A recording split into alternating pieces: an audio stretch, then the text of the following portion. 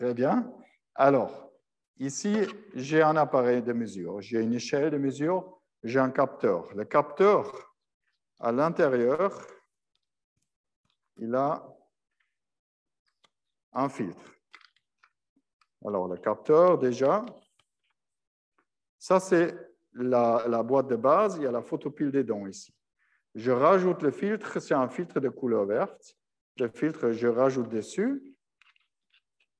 Et du coup, je transforme mon radiomètre en photomètre. En utilisant le filtre V lambda, je rajoute encore un petit diffuseur des vents.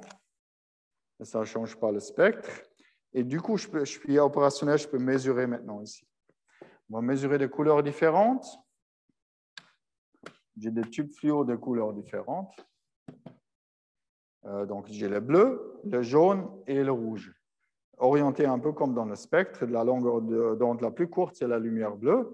Ensuite, le jaune au milieu, puis la longueur d'onde la plus longue, c'est la lumière rouge. Je vais approcher les filtres maintenant aux différents tubes. Donc ici, pour le bleu, j'ai un signal plutôt petit pour le bleu.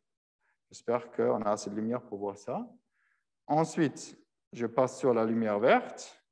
Là, j'ai un signal qui est plutôt fort. Et je passe sur la lumière rouge. Et j'ai de nouveau un signal un peu plus faible ici. Donc, c'est vraiment la couleur verte qui a le signal le plus fort pour le photomètre. Mais les trois sources tirent chacune 10 watts.